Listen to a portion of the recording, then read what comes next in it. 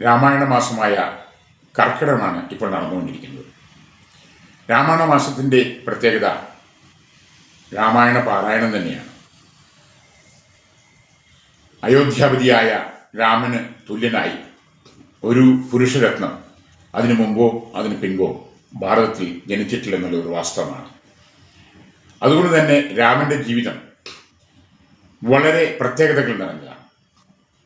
എങ്ങനെ ഒരു രാജാവ് രാജ്യം ഭരിക്കണമെന്നും, എങ്ങനെ ഒരു പുത്രനായി വാഴണമെന്നും, എങ്ങനെ ഒരു ഭ്രാതാവ് സ്വന്തം സഹോദരന്മാരെ പരിപാലിപ്പിച്ചുകൊണ്ടും ഉപദേശിച്ചുകൊണ്ടും മുന്നോട്ട് കൊണ്ടുപോകണമെന്നോ, പ്രജകളുടെ ക്ഷേമത്തിനു വേണ്ടി മാത്രം തൽപരതയോടുകൂടി എങ്ങനെ രാജ്യം ഭരിക്കണമെന്നോ, തൻ്റെ പ്രിയതമയ്ക്ക് വേണ്ടി എന്തും ത്യാഗം ചെയ്യുവാൻ തയ്യാറായി നിൽക്കുന്ന ഒരു ഭർത്താവ് എങ്ങനെയാണെന്നോ ഒക്കെ രാമന്റെ ജീവിതത്തിൽ നമുക്ക് കാണാൻ സാധിക്കും.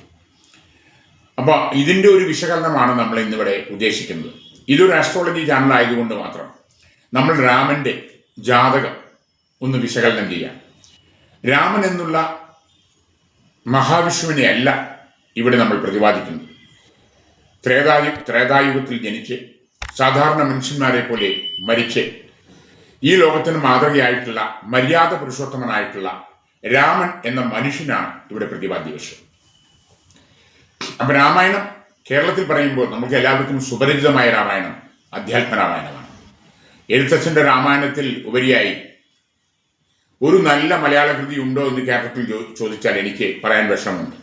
അത്രയും കാവ്യാത്മക കൊണ്ടും അതേപോലെ തന്നെ കഥയുടെ വർണ്ണന കൊണ്ടും ആത്മീയത മുറ്റി നിൽക്കുന്നതുകൊണ്ടും ഭക്തിയുടെ അതിപ്രസരം കൊണ്ടും ഇങ്ങനെ എല്ലാ വിധത്തിലും അധ്യാത്മ രാമായണം ഒരു വിശിഷ്ടമായ ഗ്രന്ഥമാണ്. അപ്പോ രാമായണത്തിൽ രാമനെ കുറിച്ച് വളരെ വിശദമായിട്ടുള്ള പറയുന്നുണ്ട്. രാമന്റെ ജനനത്തെക്കുറിച്ച് വളരെ വിശദമായി പറയുന്നുണ്ട്. നമുക്കത് നോക്കാം. എങ്ങനെയാണ് എഴുത്തച്ഛൻ രാമന്റെ ജാതകത്തെ വിശേഷിപ്പിച്ചിരിക്കുന്നത്? ഉച്ചത്തിൽ പഞ്ചഗ്രഹം നിൽക്കുന്ന കാലത്തിങ്കൽ അച്യുതനയോധ്യയിൽ കൗസല്യാത്മജനായാൻ. നക്ഷത്രം പുനർവസു നവമിയല്ലോ തിരി. നക്ഷത്രാധിപനോടു കൂടവേ ബൃഹസ്പതി. കർക്കടകത്തിൽ അത്യുച്ചസ്ഥിതനായിട്ടല്ലോ അർക്കനും അത്യുച്ചസ്ഥനുദയം കർക്കിടകം.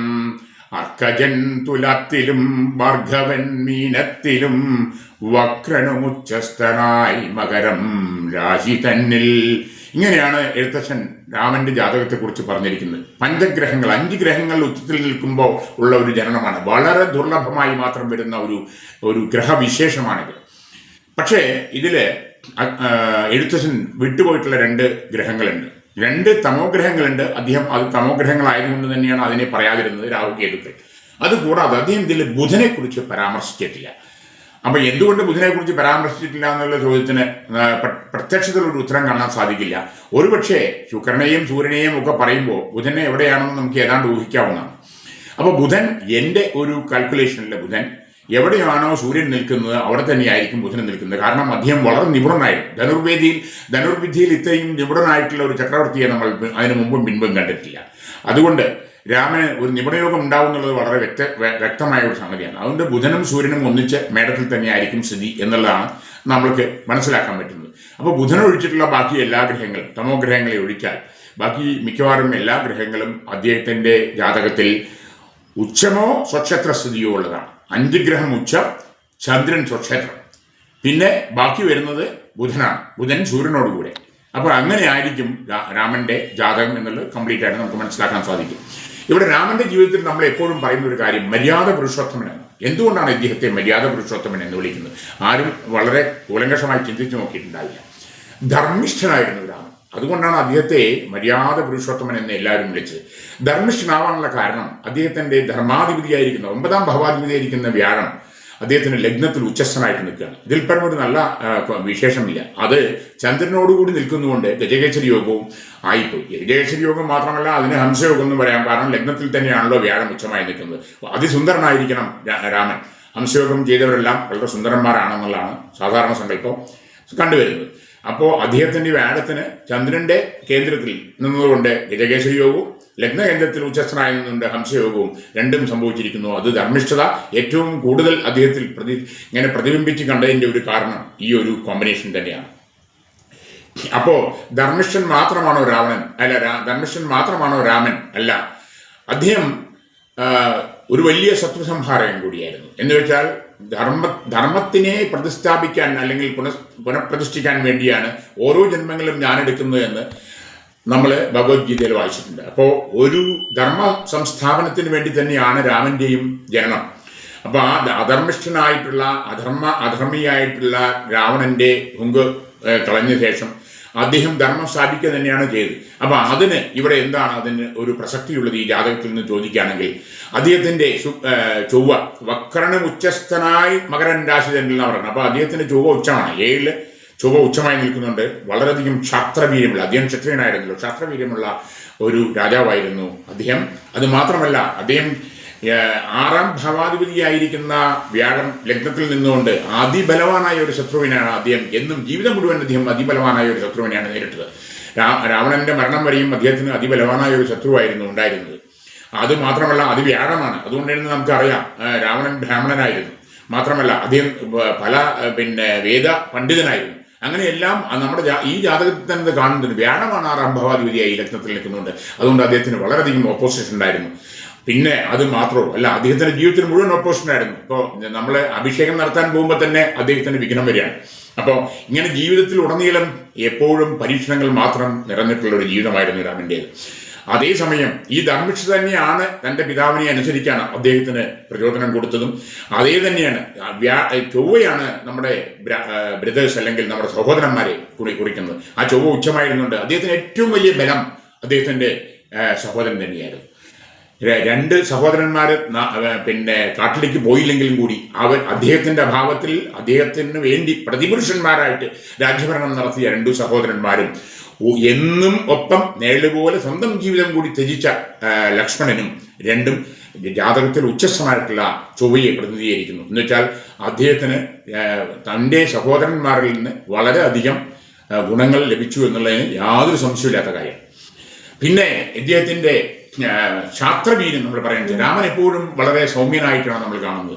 ഏതൊരു സ്ഥിതപ്രജ്ഞൻ എന്ന് പറയുന്നു. അദ്ദേഹം ഏതൊരു സന്ദർഭത്തിലും അദ്ദേഹത്തിന്റെ മനസ്സിന് ചാഞ്ചല്യം വരുന്നില്ല.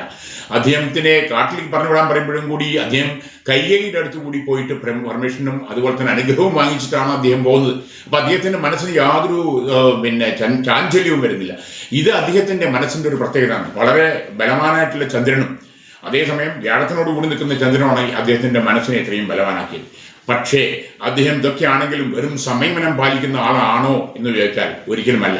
നമുക്ക് 1-2 സന്ദർഭങ്ങൾ വളരെ കാര്യമായിട്ട് കാണാൻ സാധിക്കും. 2 സന്ദർഭങ്ങൾ എനിക്ക് ഓർമ്മ വരുന്നു. ഒന്ന്, അദ്ദേഹത്തിന്റെ വിവാഹം കഴിഞ്ഞ് അദ്ദേഹം ജനകപുരിയിൽ നിന്ന് തിരിച്ചു വരുമ്പോൾ അദ്ദേഹത്തെ വഴിയിൽ തടഞ്ഞു നിർത്തിയത് ഭാർഗവരാമനായിരുന്നു.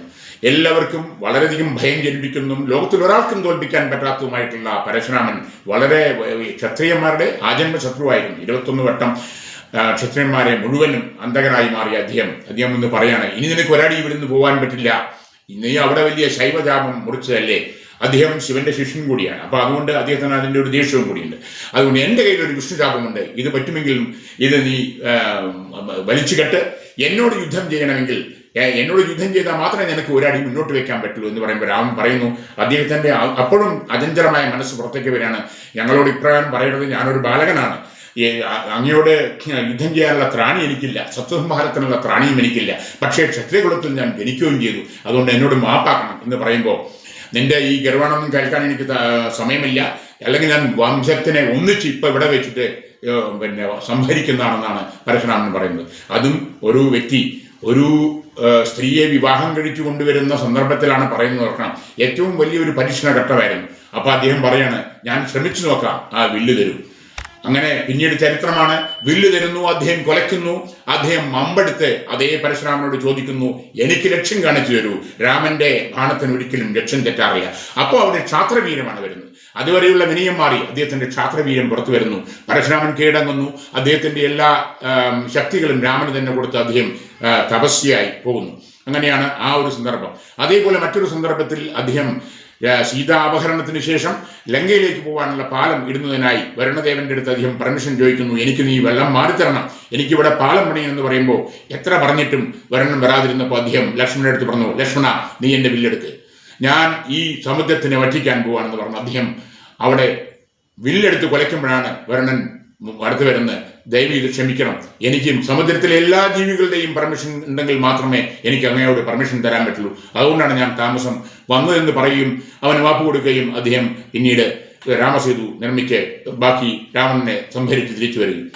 ഇങ്ങനെ ഓരോ സന്ദർഭങ്ങളിലും അദ്ദേഹം എവിടെ ക്ഷാത്രവീരൻ കാണിക്കണമോ അവിടെയെല്ലാം അദ്ദേഹത്തിന്റെ ധൈര്യം അദ്ദേഹം കാണിച്ചിട്ടുണ്ട്. എവിടെയെല്ലാം സമചിത്തത വേണമോ അവിടെയെല്ലാം അദ്ദേഹത്തിന്റെ സമചിത്തതയുണ്ട്. രാമനെതിരെ എല്ലാവരും പലരും പറഞ്ഞു കേൾക്കുന്ന ഒരു കാര്യം അദ്ദേഹം സീതയെ ഉപേക്ഷിച്ചു എന്നുള്ളതാണ്. ശരിക്കും അത് നമ്മൾ വളരെ വിശകലനം ചെയ്താൽ തൻ്റെ സ്വന്തം ധർമ്മപത്നിക്ക് വേണ്ടി ഒരു മാനിന്റെ പുറകെ പോയ ഒരു ചക്രവർത്തിയായിരുന്നു അദ്ദേഹം എന്നുള്ളത് നമ്മൾ മറക്കരുത്. അപ്പോൾ ഒരു ഭാര്യയുടെ ഏറ്റവും ചെറിയ ആവശ്യം കൂടി വകവെച്ചു കൊടുക്കുന്ന, അല്ലെങ്കിൽ അതിനുവേണ്ടി എന്ത് ത്യാഗവും സഹിക്കുന്ന ഒരു ഭർത്താവാണ് രാമൻ. അദ്ദേഹം സീതയ്ക്ക് ആ സമയത്ത് പറഞ്ഞു, എനിക്ക് എപ്പോഴെങ്കിലും ഒരു ഹെർമിറ്റ്, അതായത് എനിക്ക് എപ്പോഴെങ്കിലും ഒരു ആശ്രമത്തിൽ ജീവിക്കണമെന്ന ഒരു ആഗ്രഹം സീത പറഞ്ഞിരുന്നു. അപ്പൊ ഈ സമയം അതിന് നല്ലതുമാണ്. ജനങ്ങൾക്കിടയിലുള്ള എന്തെങ്കിലും തെറ്റിദ്ധാരണകൾ നമുക്ക് ഒഴിവാക്കുകയും ചെയ്യാം. ഞാൻ ഒരു ജനങ്ങളെ പ്രതികരിക്കുന്ന ഒരു ചക്രവർത്തിയല്ലേ എന്ന് പറയും സീതയെ ആത്മീയയുടെ ആശ്രമത്തിൽ കൊണ്ടാക്കുകയും ചെയ്യുന്ന ആ സന്ദർഭം അദ്ദേഹം ഒരിക്കലും സീതയോടുള്ള ഒരു അപ്രയം കൊണ്ട് ചെയ്യുന്നില്ല. കാരണം ഈ ജാതകം നോക്കുകയാണെങ്കിൽ ശുക്രൻ ഉച്ചസ്ഥനായിട്ടുള്ള ജാതകമാണ്. അപ്പോൾ അദ്ദേഹത്തിന് എല്ലാ സ്ത്രീജനങ്ങളുടെയും സ്നേഹവും അതുപോലെ തന്നെ എല്ലാ സ്ത്രീജനങ്ങളോടും അദ്ദേഹത്തിന് സ്നേഹവും ഉണ്ടായിരിക്കും എന്നുള്ളത് വളരെ വ്യക്തമാണ്. അതേപോലെ തന്നെ അദ്ദേഹത്തിന് മാതൃതുല്യമായി സ്നേഹം 4 അമ്മമാരെ ഒരുപോലെ അദ്ദേഹം സ്നേഹിച്ചിരുന്നു. കാരണം ചന്ദ്രന് നല്ല ബലമായിരുന്നു.